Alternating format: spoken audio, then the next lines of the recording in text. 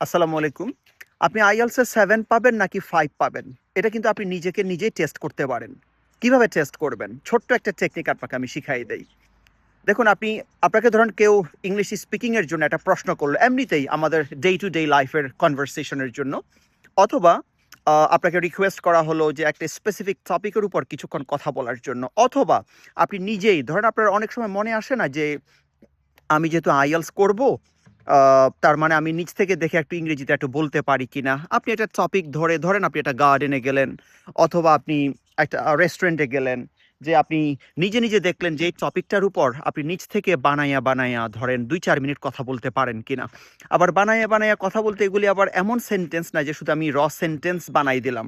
এটা হলো আপনি ভাবলেন যে আমি এই টপিকটা হলো রেস্টুরেন্টের সাথে যে আইডিয়াস গুলো আছে, যেমন ধরেন রেস্টুরেন্টের একটা নেম আছে, এটার একটা লোকেশন আছে, এটার ফুড আইটেমস আছে, এটার প্রাইসেস আছে, এটার আপনার সেখানে ধরুন যদি কোনো কিডস জোন থাকে সেটা থাকতে পারে, সেখানে আপনার ওয়েটারের বিহেভিয়ার থাকতে পারে, তাদের এনভায়রনমেন্ট থাকতে পারে, ডেকোরেশন থাকতে পারে। এমন যে সকল রিলেভেন্ট আইডিয়াসগুলো আছে, আপনি আইডিয়াসগুলি অটোমেটিক প্রডিউস করতে পারেন, এবং আইডিয়াসের উপর ভিত্তি করে বেস করে আপনি নিজে কন্টিনিউয়াসলি স্পিকিং করতে পারেন। হ্যাঁ, স্পিকিং করতে গিয়ে আপনার গ্রামারের সমস্যা হচ্ছে, আপনি ঠিকভাবে ভোক্যাবটা খুঁজে পাচ্ছেন না, আপনি ফ্লুয়েন্টলি কথা বলতে পারছেন না, প্রনাউন্সিয়েশনে আপনি একটু স্টাক খেয়ে আছেন। দেখুন, এগুলি কোনো ব্যাপার না, এগুলি সলভ করা সম্ভব। মেজর কনসার্ন এবং মেজর ইস্যুটা হলো আপনি ওই টপিকটার উপর টপিকটার উপর আপনি ব্রেন স্টোর্মিং বা টপিকটার উপর আপনি ফ্রি থিঙ্কিং করতে পারেন কিনা। এটা যদি আপনি পারেন, সিমিলারলি ধরুন আপনি রাইটিংয়ের বেলায় আসলাম, আপনি কোনো একটা প্যারাগ্রাফের উপর হোক, সেটা সেই রেস্টুরেন্টের উপরই, অথবা কোনো একটা পার্ক নিয়ে হোক, কোনো একটা আপনার সিটি নিয়ে হোক, আপনার ফ্যামিলি নিয়ে হোক, আপনি যে লিভিং রুমে আছেন সেই লিভিং রুম নিয়ে হোক, যে কোনো টপিকের উপর, তবে সেগুলি হতে হবে আমাদের ডে টু ডে লাইফের যে সকল আমাদের ইসেনশিয়াল আইটেমস ওইগুলির উপর। এটা এমন না যে আপনি অ্যারোস্পেস নিয়ে, অথবা আপনি ধরেন নিউক্লিয়ার ওয়েপন নিয়ে, এগুলো এত এত হেভিয়ার অথবা আনকমন টপিকসগুলো IELTS স্পিকিং রাইটিংয়ে হয় না। সব সময় আমাদের কমন টপিকসগুলোর উপরে IELTS স্পিকিং এবং রাইটিংয়ে টপিকসগুলো আসে। তো আপনি এমন একটা টপিকের উপর নিজ থেকে নিজে বানিয়ে লিখতে পারেন। সেম ওয়েই, আই মিন, আপনি ওই টপিকটা ফিক্স করলেন, টপিকের সাথে কি কি আইডিয়াস আছে, আপনার ব্রেইন অটোমেটিক আপনি যখন কোনো একটা টপিকের উপর লিখতে যান বা বলতে যান, আপনার ব্রেইনটা এমন একটা ফরম্যাটে চলে গেছে যে আমি কথা বলতে গেলে আগে আমার ব্রেইন আমাকে কিছু লজিক্স বা কিছু পয়েন্টস আগে প্রডিউস করে অটোমেটিক। দেন যদি রিডিংয়ের কথা বলি, আপনি ধরেন English news paper, daily star আছে, ডেইলি সান আছে বাংলাদেশে। একটা নিউজ পেপারের একটা আর্টিকেলে সেখানে অনেকগুলি কলাম, অনেকগুলি প্যারা আছে। আপনি একটা প্যারা পড়ার পর প্রত্যেকটা ওয়ার্ডের বা প্রত্যেকটা লাইনের ট্রান্সলেশন না, বরং আপনি এই প্যারা দিয়ে মোটের উপর কি বুঝাইছে একজন রাইটার এই টপিকের উপর, সেটা আপনি রিয়েলাইজ করতে পারেন বা আপনি ফিল করতে পারেন। দেখুন, ট্রান্সলেশন দিয়ে IELTS-এর ২ পয়সার কোনো লাভ নাই, কারণ আপনি ট্রান্সলেশন করতে পারেন কিনা তার উপর কোনো মার্ক না। মার্ক হলো আপনি এই প্যাসেজ বা এই প্যারার মূল ভাবটা বুঝতে পারেন কিনা। মূল ভাবটা বুঝতে পারলেই সব প্রশ্নগুলো নিয়েই আপনার খেলাধুলা করা যায়, কোনো অসুবিধা নেই। দেন যদি লিসেনিং এর বেলায় আসে, আপনি যদি নরমালি মনে করেন যে আমি সাধারণত যে BBC, CNN বা ইংলিশ একটা মুভিজ দেখলে বা নিউজ দেখলে আমি মোটামুটি বুঝতে পারি, is pretty enough to make sure band 7+ for IELTS. এটার জন্য আপনার কোনো কোচিং যদি নাও করেন, that's really possible. But the question is, আমাদের মেজরিটি অফ দ্য স্টুডেন্টস তারা IELTS করতে চায়, ওই যে অমুক জায়গায় একটা কোচিংয়ের অ্যাড দেখেছি, ওনাদের এখান থেকে 7 পেয়ে গেছে, 8 পেয়ে গেছে, বা সাগর স্যার উনি মহাসাগর, ওনার কাছে গেলে হয়ে যাবে। Please, these are just marketing policies. এগুলি হলো শুধু মার্কেটিং স্ট্র্যাটেজিস। দেখুন, যখন বিভিন্ন কোচিং একটা ব্যান্ড 7 এর অ্যাড দেয়, আপনি পিছনে দেখবেন এই ব্যান্ড 7 যে একজন পেয়েছে তার সাথে অ্যাটলিস্ট আরও 700 জন বা 1000 জন স্টুডেন্ট সেখানে ভর্তি হয়েছিল। তো 999 জনের একজনও কিন্তু পায়নি, শুধু একজন পেয়েছে। বাকি 999 জনের মধ্যে এখন আপনি যে একজন হবেন না তার গ্যারান্টি ওয়ারেন্টি কি? কিন্তু মাঝখান দিয়ে আপনার টাকাগুলি তো চলে গেল। This is Y I humbly request all the IELTS aspirants, if you think you need IELTS, please be careful. কিছু জিনিস আগে নিজে একটু জাস্টিফাই করেন। First test yourself whether you are eligible to take part in IELTS course or not. আপনি IELTS course করার মতন সেই মিনিমাম ক্যাপাবিলিটি আপনার আছে কিনা।